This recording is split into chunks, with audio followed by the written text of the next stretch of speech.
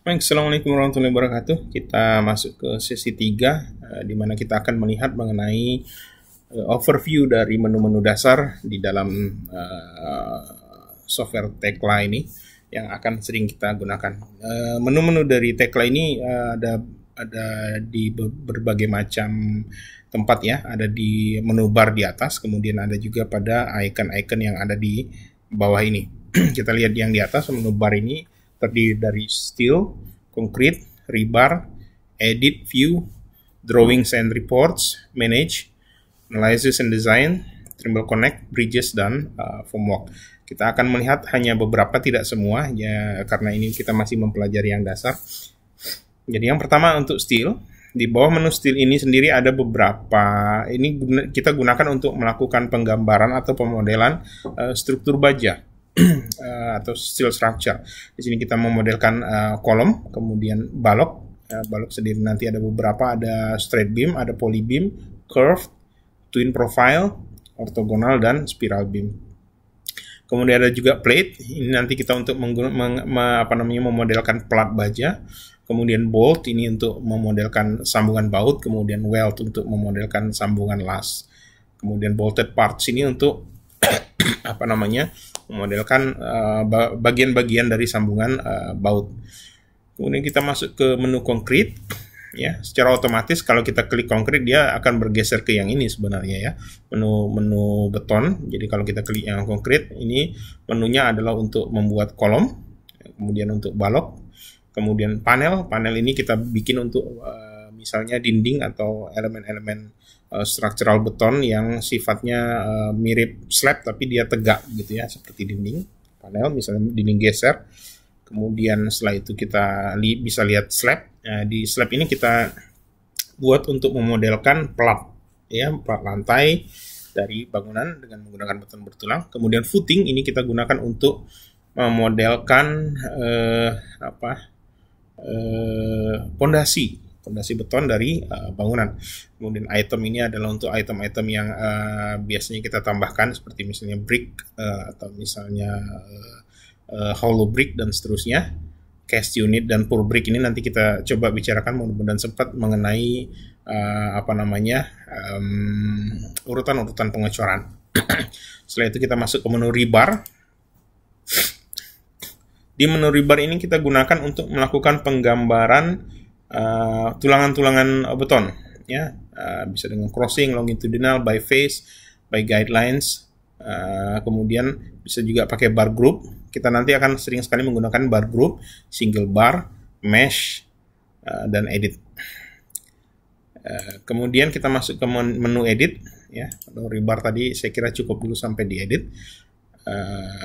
Kemudian kita masuk ke menu edit. Di menu edit ini kita gunakan untuk melakukan editing dari model yang sudah kita buat, misalnya dengan untuk memotongnya dengan polygon cut atau dengan line cut atau part cut.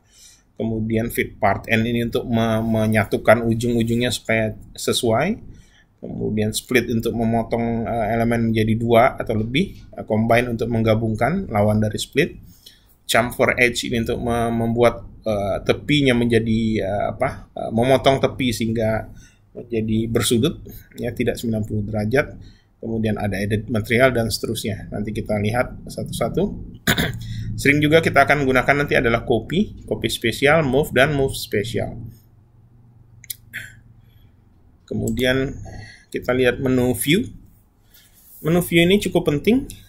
Nanti kita akan memanipulasi model kita itu sering sekali dengan menggunakan menu view agar kita dapat dengan mudah melihat dari sudut pandang, dari berbagai macam sudut pandang. Ini ada view list, nanti kita lihat. Ini kita gunakan untuk membuat daftar view. Sementara ini masih 3D, jadi kita hanya bisa melihat 3D. Nanti kita bisa membuat daftar view, mau dari grid mana kita lihat model kita ini secara 2 dimensi. Nah, itu bisa seperti itu. Kemudian new view ini adalah untuk membuat view-view yang kita taruh di view list nanti. Kemudian clip plane ini untuk memotong bidang yang ingin kita hilangkan supaya bisa dilihat di dalamnya begitu ya, gampang, bahasa gampangnya.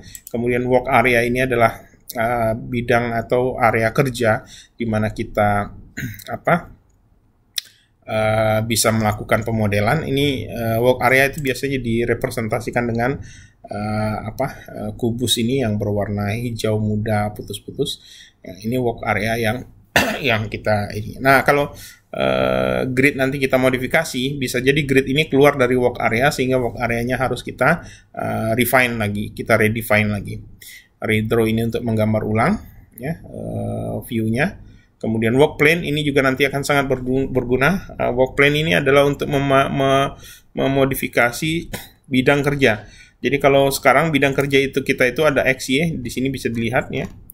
Ini ada XY. Bidang kerja XY, ini nanti kita melihatnya dari atas itu seperti ini, dari XY. Nah, untuk memodifikasi ini kadang-kadang kita perlu membuat dia tegak atau miring, kita memodifikasi posisi XY-nya ini dengan menggunakan work plane ini. Ya, sementara itu untuk menu view, drawing dan reports ini nanti adalah untuk membuat laporan-laporan, kemudian juga untuk membuat drawing dari hasil pemodelan kita. Sehingga bisa menjadi gambar kerja ya. Sementara sampai di situ untuk menu dasar dulu. Kemudian di bawah ini ada beberapa icon-icon menu ya yang akan kita pelajari sambil jalan nantinya ya. Beberapa yang penting di sini adalah grid freeze ya, select grid ini bisa kita matikan. Kalau kita matikan ini gridnya tidak bisa kita select. Tapi kalau kita hidupkan select grid, ini bisa kita select. Ini bisa kita select. Biasanya kalau kita gridnya sudah final, sudah fix, kita buat ini biasanya kita matikan supaya gridnya ini tidak bisa dihapus.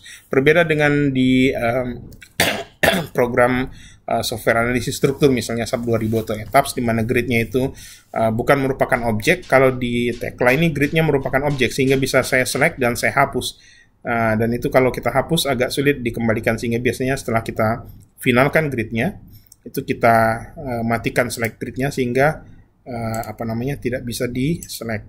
Ini bisa kita select, bisa kita modify, tapi kalau ini dimatikan itu tidak bisa bisa di select. Kalau dimatikan itu tidak bisa di select ya, tidak bisa diubah-ubah lagi. Sementara itu untuk sesi ketiga mengenai menu overview. Terima kasih. Assalamualaikum warahmatullahi wabarakatuh.